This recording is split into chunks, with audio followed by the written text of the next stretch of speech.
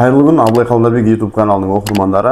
Менің арнама қош келдіңіздер. Бүгінгі біздің талқылайтын тақырыбымыз баланың салмақ қосуы. Жалпы бала 1 жасқа дейінгі қосатын салмағы оның өмірінде маңызды орын алады. Себебі организмдегі зат алмасу жақсы болса, салмағынан ешқандай дефицит болмаса, перевес болмаса, былайша айтқанда ішкі ағзалардың дұрыс жұмыс жасауына, баланың дұрыс дамуына бұл үлкен көмек береді. Енді сіздің балаңыз салмағын қалай қосу керек? Қарапайым тілмен егер сізге түсіндіретін болсам, ешқандай формулаға салмай, ешқандай сіздің былайша айтқанда сізге қиындық туғызбай айтатын болсақ, бала туылғаннан кейін 6 айлығында салмағын 2 еселеу керек. Мысалы, сіздің балаңыз 3 килограмм болып туылса, 6 айлығында баланың салмағы ол кезде бізде 3 кило болып туылған баланың 6 кило болу керек. Ал 1 жасында кемі 9 кило болу керек. Бұл салмақтан егер төмен болатын болса, ол үшін дефицит болып есептелінеді. Ал енді дәлелді түрде медицинаға сүйеніп айтатын болсақ, сіздің жаңа туылған нәрестеңіздің салмағы туылғаннан бастап айма-ай өзінің формуласы бар. Яғни, бірінші туылған айда балаңыз 750 грамм қосады бірінші айлығында, екінші айында 800 грамм.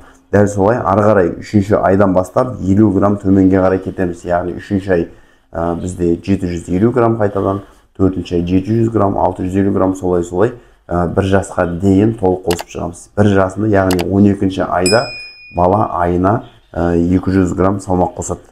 Былайша алғанда, орташа есеппен алған болсақ, туылған кездегі салмағын 3 еселейді.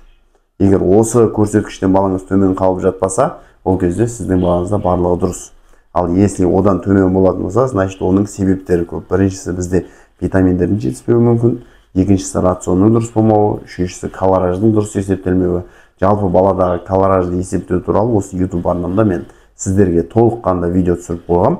Сол жерден толық танысып шықсаңыздар болады. Баланың салмағына, мерзіміне, өзінің жасына сай қанша калорий болу керек, қанша смес ішу керек, прикормды қалай бастаймыз, барлығы сол видеода сіздерге толық айтылған. Енді егер сіздің балаңызда сондай недостача болатын болса, салмағынан төмен болу, салмағынан қалу, уақытылы дамымау деген сияқты признактар болса, мен сізді өз консультацияма шақырам. Маған консультацияға келу арқылы балаңыздағы толық дефицитті есептетіп, арнайы диетаны, калоражды толық есептетіп алуға мүмкіндігіңіз бар. Біздің мекенжайымыз Шымкент қаласы, Нұрсат 126, Абылмет клиникасы. Тугистен, YouTube'дан немесе Instagram'нан барлық желілерде барбыз, толық іздеп, танысып, біздің жұмыстардың барлығымен өзіңіз көз жеткізсеңіз болады. Егер сіз басқа қаладан болсаңыз, онлайн түрде де консультация алуға мүмкіндіктеріңіз бар. Яғни видеозвонок арқылы алдын ала уақытты белгілеп, толық төлемін жасап, балаңыздың денсаулығына байланысты кез келген сұраққа бізден жауап ала аласыз. Енді баланың жалпы салмақ қосуына әсер ететін бірнеше факторлар, оның біріншісі витаминдер. Яғни бала туылғаннан бастап 1 айлығында бізде толық зерттеуден өтеді, яғни нейросонографиясын, брюшной полость, жүрек барлығын УЗИ-ге түсіріп аламыз. Дәл 2 айға толған уақытта толық витаминдерге тапсыруымызға болады. Былайша айтқанда D3-ді, кальцийді, организмдегі железа дефицитті толықтыру осы 2 айдан басталады. Егер жүктілік уақытысында баланың анасы бізде анемиямен ауырған болса, железа төмен болатын болса, ол жатыршылық балаға берілуі мүмкін. Себебі бала ағзаға қажетті D3-ді, кальцийді, железаның барлығын жатыр ішінде через пациент анасынан алады. Осы проблемаларды болдырмау үшін бірінші кезек не істеуіміз керек? Ол именно жүктілік уақытысында анасының дұрыс күтімі. Екінші нәрсе, 2 айға толған нәрестені міндетті түрде сол анализдерден толық өткізу, дефицитті толықтыру.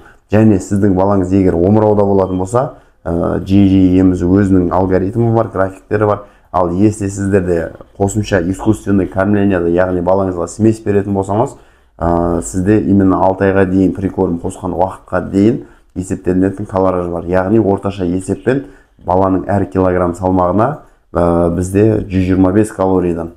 Қарапайым тілмен түсіндіретін болсақ, сместің бізде 100 мл-інде 75 калорий бар. А баланың әр салмағына 125 калорийдан. Мысалы, сіздің балаңыз 5 килолық болатын болса, ол 500, ар жағынан 25-іңіз, 625 калорий. 625 калорий деген ол почти тәулігіне бізде 900 мл смес ішу керек. Яғни ол 900 мл, конечно, бөліп, әр 2 сағат, 3 сағатқа арнайы график құрып береді. Бұлмен сіздің педиатрыңыз айналысады. Егер жоқ ондай көңіліңізге қонымды педиатрыңыз болмаса, ол кезде бізге консультацияға келсеңіз болады. Бала салмағына байланысты сізде қандай проблема бар? Егер жетпесе немесе салмағы артық болса, төменде комментарийге жаза кетіңіз. менің YouTube каналыма тіркеліп алыңыз. Түрлі пайдалы ақпараттарды білгенімді сіздермен бөлісіп отыратын боламын.